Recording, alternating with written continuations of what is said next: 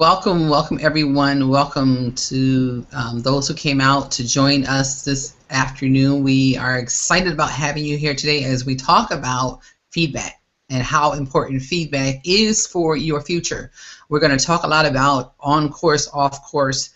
You know, in business, we'll be on course, we'll be off course, we'll be on course. So we're going to talk a lot about that. We're going to talk about the power of feedback, why you want to get feedback from those that know you the best, and how that will benefit you in your business, in your life. So today we're going to be coming out of the book called The Success Principles by Jack Canfield. If you don't have that book, I want to highly encourage you to get back with the person that referred you to this hangout.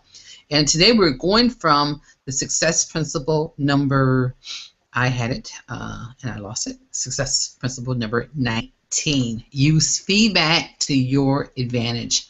A lot of times we don't want to get feedback. We don't want to hear what people have to say about us. But once we come and step into the place where we understand the power of feedback, we begin to move forward in our life. This morning I actually had an opportunity to meet with a friend of mine. Those of you know I have a special needs child, and he's been having a lot of behavioral problems at school. So when it gets to the point where you don't know what to do, the best thing to do is seek out advice and get feedback from other people. So after leaving that meeting, I became more empowered to be able to go forward and take some steps that I didn't know to take. So feedback is really, really crucial for your success and for you going forward. There are actually two types of feedback that we're going to take some time and we're going to talk about. And they are, one is, I'm sorry, I keep losing my spot. There's the negative feedback and there's the positive. We tend to prefer the positive. Positive, this is results, money, praise, a raise, promotions, satisfied customers, awards, happiness, inner peace, intimacy, pleasure. It feels better. It tells us that we are on course, that we are doing the right thing. We tend not to like negative feedback. Lack of results, lack of no money, criticism, poor evaluations, being passed over for a raise or promotion, complaints, unhappiness, inner conflict, loneliness, pain. However, there is a much useful data in negative feedback, as there is positive. It tells us that we are off course, headed in the wrong direction, doing the wrong thing. That is also valuable information. In fact, it's so valuable that one of the most useful projects you could undertake is to change how you feel about negative feedback. I like to refer to negative feedback as information about improvement opportunities. The world is telling me where and how I can improve what I am doing. Here is a place I get better. Here is where I can correct my behavior to get even closer to what I say I want. More money, more sales, promotions, a better relationship, a better grades, or more success on the athletic field, to reach your goals more quickly and to need to welcome, receive, and embrace all feedback that comes your way. Ladies, right here, I want you to just take a minute and let's have a conversation about the two types of feedback, the good, the positive feedback, and the negative feedback. Either one of you want to jump in and share your thoughts on either one of these feedbacks and how it has actually benefited you?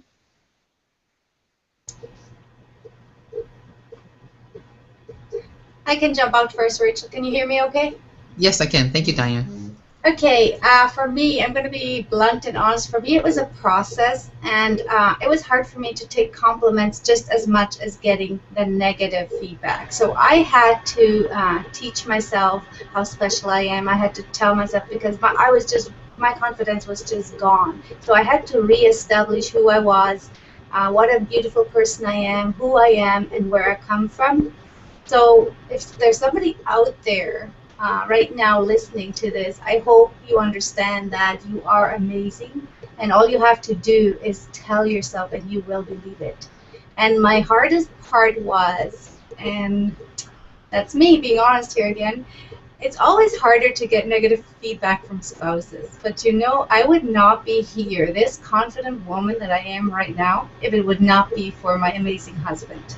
Because he's my most how would I say, he's my most complimentary person in my life, and he's my most critical person in my life, because he's just the kind of person who, if he thinks it, he says it. And at first, that was really hard, and I had to learn to accept it. But you know what? I did. And it's been an amazing process for me. I've learned to take everything as I go, and I think that's why I am where I am in my business, is because I took it from my personal life and I took it over to my business, and I decided, okay, you know what? If people want to criticize, that's okay. I can take it to my advantage. I can work with it. I can correct myself. I can do better. I can do this if I feel like it. So that's my take on it right now, Rachel. Back to you.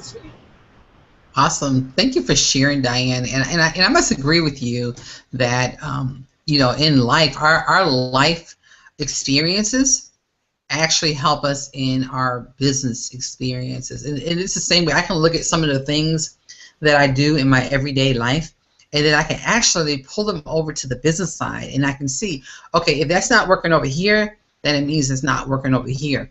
And so, like, and let's talk about feedback for a minute, because you mentioned marriage. So I'll use marriage as an example. And I've been married, 21 years now.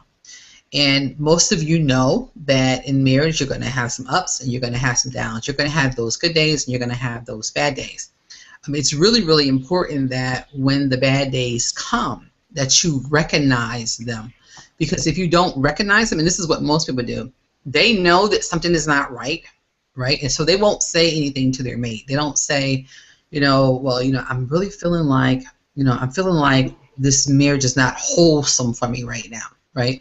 Because that's a negative feedback to the spouse. The spouse takes that as, you know, you're not pleasing me, or you're not satisfying me. So what happens as a result? You're afraid that they're going to get upset at you, and you're going to take it as negative. But instead of taking it as a negative, take that as a positive and say, okay, what do I need to do to improve this situation? And so, but being married for 21 years, I know that has been a crucial part for my marriage is, you know, I'll tell my husband, I'll say, you know what, in my belly, I'm not really feeling this right now. I am not there. So what does that do? That tells us that we are off course. So it doesn't matter in your life what you're going through, what situations are happening. If you're feeling the uncomfortable thing, that's telling you that you are off course and you need to do something about it. Quite naturally, that person, my husband, does not always like it when I say that, but it's a wake-up call for both of us to say, what do we need to do differently? You know, do we need to go to a marriage retreat? Do we need to go to, you know, if it's in business, do we need to go to a seminar to get remotivated? You know, maybe you're lacking motivation in doing your business. So do you need to go and connect with some other business people? There is something you need to do when you get that negative feedback, but don't take it personal and say, you know, oh, they just said this about me. Take it to heart and look at it and say, what do I need to be doing differently? Anybody else want to come out and share their thoughts on this? Sure. You know, in the last couple of days, we've been talking about our fears and stuff too, and I would probably say that when you're feeling that you're not on course, where you just kind of feeling that inner struggle or whatever, deep down at the root, it's probably related to one of your fears. And it could be anything, you know, fear of failure in your business, a fear of maybe your partner leaving you, a fear of your kids, you know, getting hurt in an accident. So a lot of times our fear can be the basis for our negative or positive. And I remember a few years ago when I was actually doing a daily kind of a seminar thing for a group of people. And I asked the ladies, you know, write down 5 things that you love about yourself and 5 things that you don't like about yourself. And everyone went first, because after they did this little thing, I asked them, everyone listed all their negative stuff first. It was easy for them to do that. And yet for the loving side of what they loved about themselves, a lot of them struggled, maybe put down 1 or 2 things, and just a handful put down all 5. And so a lot of times the person who's the hardest on you is you. And if you can relate what you're actually saying on the inside, that's what's going to come out on the outside. And our language is one of the key things to figure this out. And I know for myself, if I'm not getting results, the first thing I'll do is look at how I'm speaking. What am I saying? And of course now we're doing a lot of YouTube, so you're recording yourself anyways, but you know, next time you do a business presentation and you're not getting a lot of sales or feedback or people wanting to join your company, I would just encourage you to, you know, put your iPhone on and record yourself as you're doing your presentation, because you will probably find that the language that is in here is coming out this way. And take an honest look at what you're saying, you know. Critique yourself so that you could be better is one of the main things that I think is really important. Wow, Jody, that was powerful. Thank you very much for sharing that. So, you know, when you talked about on course, off course, you mentioned that. And so Jack Canfield had this exercise where, you know, he was taking steps and in the audience, you know, one of the volunteers would say on course, and if he stepped to the side, he said off course, off course. You know, you every time you went off course, you know, he got the feedback from this volunteer that he was off course, and all that did was the feedback, it put him back on course. The crucial part of it is not to take off course as being a bad thing, or the feedback, because we're going to interchange them. Don't take it as a bad thing, but it's helping you to get back on course. And the most important part is that you are taking steps forward. You are actually taking steps. One of the worst things that we can do is not do anything, not take any action at all. So yes, you may be off course. It's okay. You know, just as we say, you know, learn from your experiences, learn from when you're off course, so that you can get back on course. And so that's the portion that I wanted to cover in that part of the book.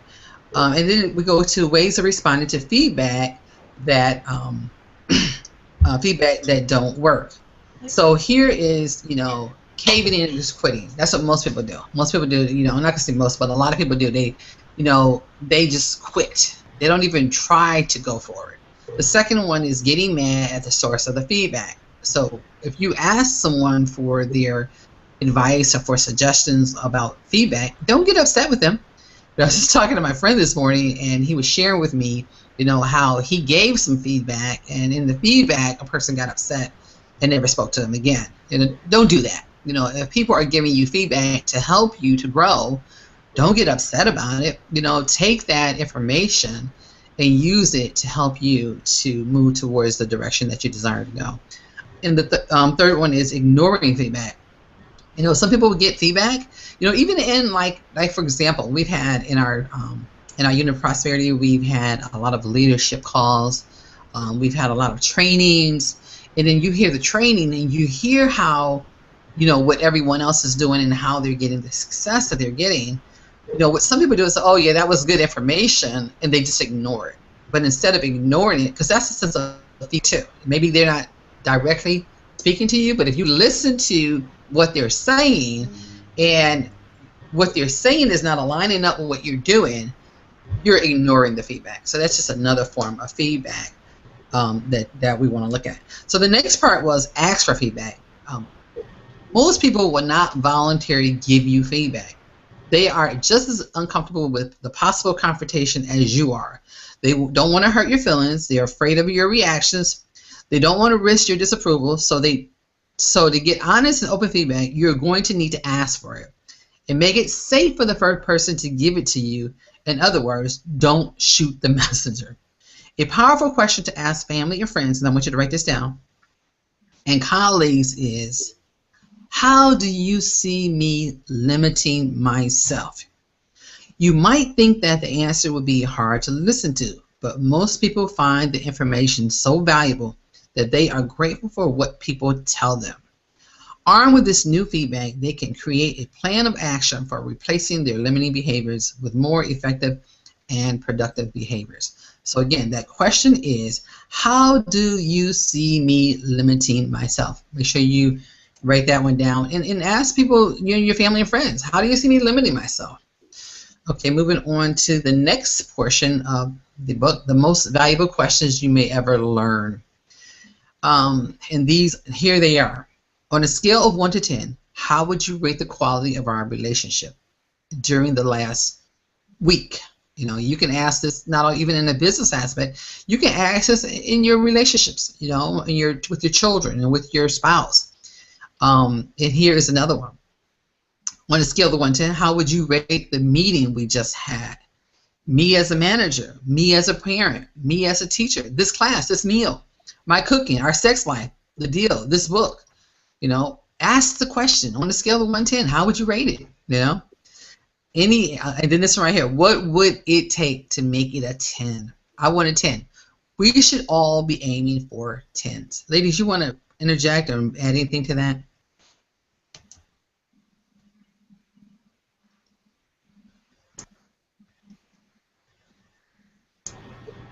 Can you hear me? Yes, I can hear you. Sorry, I'm having problems with my mute button here. Yeah, Rachel, I'd like to comment on that. That is awesome. I love that 1 to 10. And I remember when we first went through the book doing this, and at the time I didn't keep up with it, but I did start it. I was having my daughters going into the teenage years, and at that point I was always stressed out about our communication skills with each other. And I started looking at myself and saying, okay, it's actually me that's being the stressful part. She's just following the leader. I'm her mom. I'm the leader. So I did practice those 10, and from there, what I learned was it is much easier if you do that. If you're in a relationship with somebody, it doesn't matter who it is, spouse, family member, sister, brother, if you do that and you ask them, they feel much more open to sharing with you and telling you. Like I remember she said, but Mom, this is what you do too. And I'm like, oh, yeah, you're so right. So you kind of step back and you say, yeah, it is not just the other person's fault. And if you do take the steps to take the action to go through the process, you will come a long way. And you can definitely implement this into your business. How was my service? How did I do? I just made a sale and you were my customer. How did I do? Did I do okay? Can I get improvement from you? So that's just something that you can take away just doing whatever you're doing. It doesn't matter what business you're in. You can take this and just run with it. Back to you, Rachel. Absolutely, Diane. Thank you very much for sharing that insight. Also, Diane, what I wanted to add to that was how important that is to do on a weekly basis. You know, oftentimes we'll do it 1 or 2 times. You know, but we won't do it on a weekly basis. And I say kudos to your daughter, because you know they're just amazing how they will remind us what we do, you know. So I thought that was kind of cute. But it's important that we do it every single week. You know, we'll do it every now and then. But you stop and think of a successful business. And so let's say a successful business, a successful relationship. You know, they have weekly meetings. They meet at least once a week. You know, game plan. You know, how did this week? You know, how was last week? What do we need to do to improve that? And what are we going to do this week to make that better? So I think the same thing needs to happen when it comes to every area of our lives. We want to make sure that we're, you know, getting that feedback on a weekly basis to be able to go forward. So there, in this chapter, in this particular principle, there was a woman who went to success in a short period of 3 months. So I want to share this story with you. Ladies, do any of you want to read this? It's on page number, I don't know. Let me see. It's 159 is the actual page. It says she asked her way to success in 3 months. Will one of you please read that for me? Sure, I can. I just had to unmute. Thank you, Jody. All right. So she asked her way to success in 3 short months. One of the best-selling weight loss books ever published was the book Thin Thighs in 30 Days. What's so interesting about it, though, is that it was developed solely using feedback. The author, Wendy Styling, worked in an advertising agency but hated her job. She wanted to start her own agency but didn't have the money to do so. She knew she would need about $100,000, so she began asking, "What's the quickest way to raise $100,000? Sell a book," was the feedback. She decided she wrote a book that she could sell 1,000 copies in 90 days, and she made $1 per book. She would raise the 100,000 she needed, but what kind of book would 100,000 people want? Well, what are the best-selling books in America, she asked. Weight loss books, said the feedback. Yes, but how would I distinguish myself as an expert, she asked. Ask other women, said the feedback. So she went out to the marketplace and asked, if you could lose weight in only one part of your body, what part would you choose? The overwhelming response from women was, my thighs. When would you want to lose it, she asked. Around April or May, in time for swimsuit season, said the feedback. So what did she do? She wrote a book called Thin Thighs in 30 Days and released it April 15th. By June, she had her 100,000, all because she asked people what they wanted and responded to the feedback by giving it to them. Wow, that was pretty powerful. So she actually, her book became a bestseller, it looks like, based on the fact that she just got feedback from other people. So a lot of times what we want to do is we want to go create something and we don't know if the marketplace wants it or not. So it's really, really crucial that we get the feedback before we actually write the book. And as a result, because of the data that she got from the feedback, she was able to raise the money that she desired to raise. Awesome, awesome. Anybody else want to interject on that right here? Wow, I would say this is very powerful just to implement in our business. We should just ask our customers what the feedback to improve our businesses, right? That's amazing. I'm impressed. Back to you. Wow, that is. You stop and think about it. You start asking people, what is it that you want to learn about eBay? Huh? Or what would you like to know about Amazon? You can actually go write a book, or like we like to do, like we call them lead magnets, and we've been talking about the ladies for our website. The lead magnets, or what do you want to know about being an online entrepreneur? And then we grab that data, and then we create a the book cover, and then we put the content in here to help them be able to do that. Powerful. Mm-hmm. Ooh, that's really good. Yeah. I like that. I'm gonna put that on my wall today. Go ahead, and the funny thing with that, and when you had mentioned selling on eBay and stuff, so I set up my husband's eBay a couple of weeks ago and finally got his PayPal all connected right and stuff because he had an old account that he doesn't even have anymore. And so I thought, okay, one of the things that one of our trainers had said, look around right beside you and what do you have at your desk that could, promote what you would want to sell so that it doesn't cost you anything. You could just sell what's around you because those obviously would be items other people would like. And we had looked at a house the other day, and there was no room in that house for my china cabinet. It's huge. It is this china cabinet from the 70s, I tell you. It's this huge, massive heritage type thing, and I thought, well, I'm going to sell that. But I haven't put it up for sale yet. But what I found inside of it was some china that my mom had given me, which was leftover china, I think, from my aunt. And it's not quite a full set. A couple plates were missing. There's no cups and stuff like that. And actually, I have one right here because I'm still listing them. So this is one of the mini little plates. I don't even know what that's called, if it's a dessert bowl or what. I have no idea. But when I went online to go and search it, it turns out that this is a very rare collection. So I thought, awesome. So I started, taking pictures of it, taking measurements of it, and I got most of it listed on his eBay. But I tell you, that was hard. That was hard coming up with the dimensions, coming up with the pictures, doing the, description, and then what should I price it at? And I'm doing it auction style, which I've never done before. And then I just thought how our system is so easy. And that's the service we have. We have, guys who show us on eBay how to find, list, and sell stuff that's not in your home. Because the other thing is that when this stuff sells, like one bowl, I will have to physically take this one bowl, go down to the post office, and send it off. And I'm like, no wonder people get discouraged with eBay stuff because it's hard to sell one thing. Yeah, I agree with you, Jody. I mean, I used to do the eBay thing, and doing what you're doing just made me sad. Uh-huh. Like, oh, why do I do And so that that's anymore? the thing, that's a frustration that other people have, Mhm. and Mhm. we have the answer that's only $20 a month. Exactly. Right. Exactly. I was thinking too, as you're doing that, as you're talking about that, but what a powerful way to, and I know it may be a little bit off subject, but to me it is on subject because when you get feedback, sometimes your feedback, we were talking about this again I mean, so many nuggets came out of this morning's meeting, how sometimes your feedback is the clue to you moving forward as well.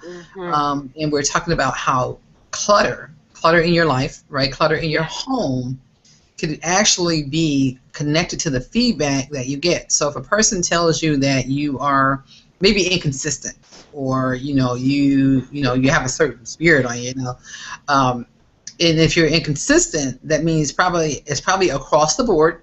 So the way you do one thing is the way you do everything, right? So Hmm. if you get that kind of feedback, you probably can look around your house and you can see like all these things that are laying around your house that you can get rid of, that you don't use, you haven't used in a year or more.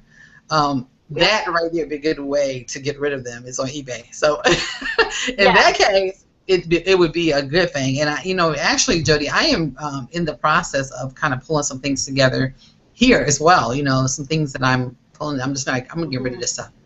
I don't use it, so why is it here? So Yeah. again, I'm sorry. One little Absolutely. off course, but feedback can connect to something else that's going on in your life to help you to go forward. So make sure you take that feedback Yeah. and look at the big picture. What else could it be? What else in my life is being affected by this? How is this affecting me as a whole?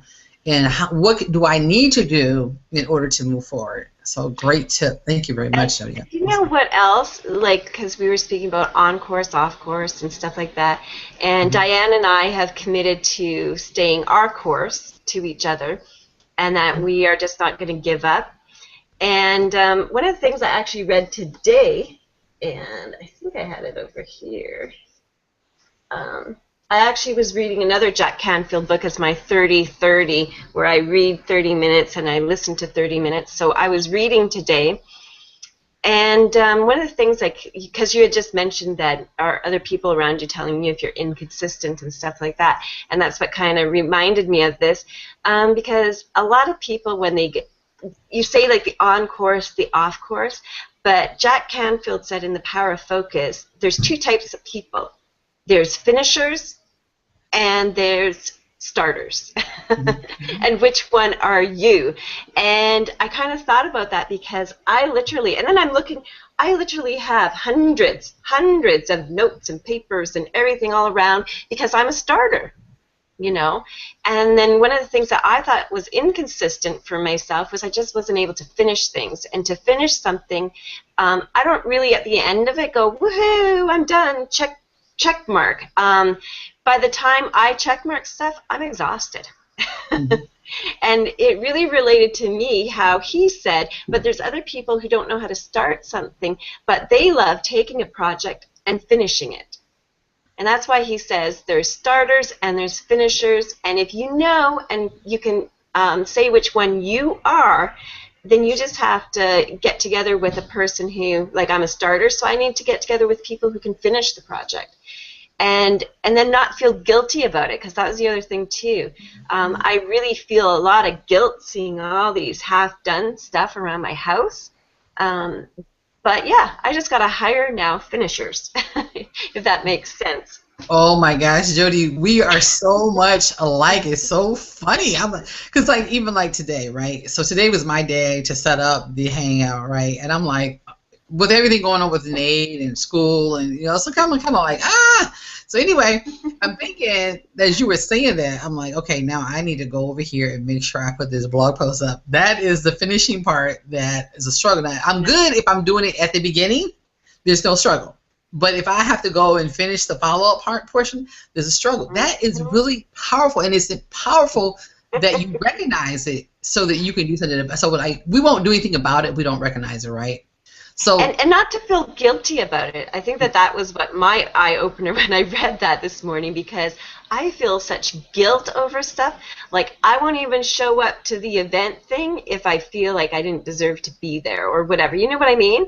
And yet, you know, and that's what the question I was actually going to ask our team today, like, which one are you? Because then we'll know which one, like you and I obviously are starters, and then it would be interesting to know who on our team, or who likes to have that check mark, and when the check mark's done, you feel woohoo and excited rather than exhausted. I think I kind of can guess. If I had to guess, I would say you and I are the starters.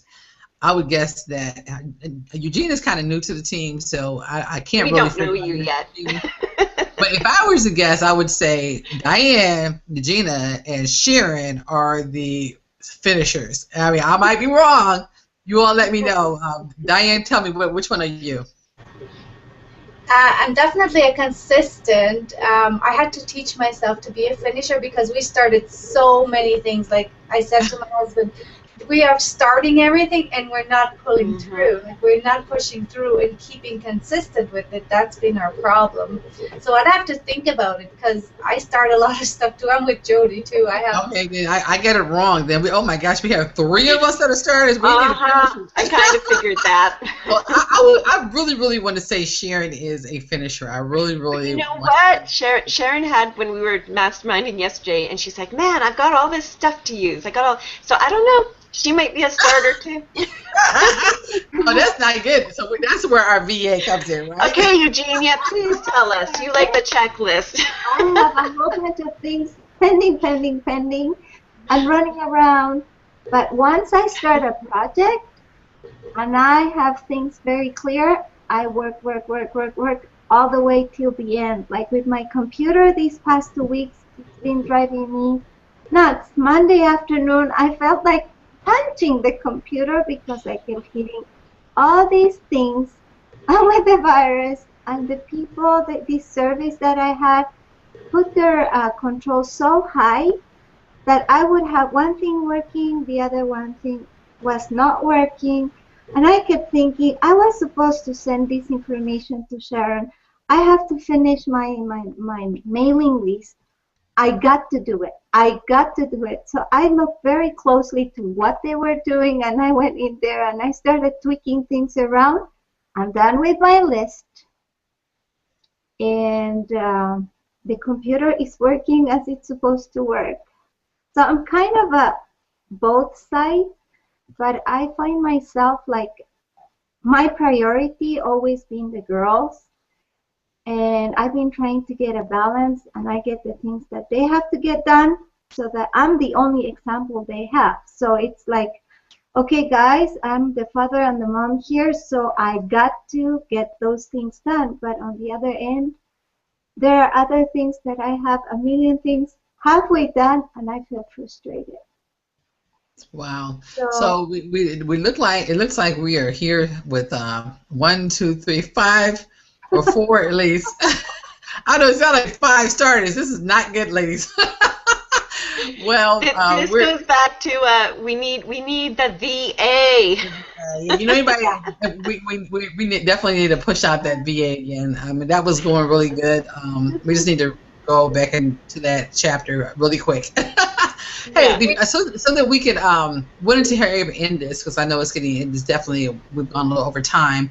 But what I wanted to do is let you know that when feedback tells you have failed, when all indicators say you have a failure experience, there are a number of things you can do to respond appropriately so that you can keep moving forward. One is to acknowledge you did the best you could with the awareness, knowledge, and skill you had at the time. 2, acknowledge that you survived and you can absolutely cope with all and any of the consequences or results. 3, write down everything you learned from that experience. Write all of your insights and lessons down in a file in your computer or journal called Insights and Lessons. Read through this file often. Ask others involved, your family, your team, your employees, your clients, others, what they learned. I often have my staff write, I learned that, at the top of a piece of paper, and then write as much as they can think of in 5-minute period. Then we make a list under the heading of ways to do it better next time. Make sure to thank everyone for their feedback and their insights. If someone is hostile in the delivery of their feedback, remember that is an expression of their level of fear, not your level of incompetency or unlovability. Again, just thank them for their feedback. Explaining, justifying, and blaming are all waste of everybody's time. Just take in the feedback, use whatever is applicable and valuable for the future, and discard the rest. Clean up any messes that have been created and delivered, any communication that are necessary to complete the experience, including any apologies or regrets that are due. Do not try to hide the failure. Take some time to go back and review your success. It's important to remind yourself that you have had many more successes than you had failures. You've done many more things right than you've done wrong. Regroup. December 7th. Spend some time with positive, loving friends, family, and coworkers who can reaffirm your worth and your contribution. Last but definitely not least, refocus on your vision. Incorporate the lessons learned. Recommit to your original plan or create a new plan of action. And then get on with it. Stay in the game. Keep moving forward to the fulfillment of your dreams. You're going to make a lot of mistakes along the way. Dust yourself off, get back on your horse, and keep riding. With that being said, I think this has been an awesome hangout. We have truly shared some valuable nuggets here to help people to go forward. It's really important that you get feedback from those who are on your team. It's like we just shared our experiences of, what type of personalities we have and what type of people we are, and we learned that we are, sitting amongst the majority of starters. So that tells us that there is not that we have failed, but that we need to do something different. We need to add on to this to make it a powerful group. We're already powerful, but even more powerful. So thank you again for those of you who came out and joined us today. We really appreciate the time that you spend with us. Hopefully you found some nuggets in this. And we want to hear from you. We want your feedback on this hangout. We want your feedback on, some things that you think that, possibly we could do different, some things that we can do to help you to become even a more powerful entrepreneur. Please share those with us in the comment section below so that we can work towards those things to make this a more powerful or more, a better experience for you to really help you grow in your business and in your life. With that being said, we want to say thank you for coming to hang out with the Fearless Online Entrepreneurs today. You can find us over on Facebook. Please join our group. Connect with us. We'd be glad to answer any questions, help you in any way that you need in order to help your business to be what you desire to be. Take care for now. You have a blessed day, and we will see you tomorrow, 12 p.m. Eastern Standard Time, same place. Thanks again.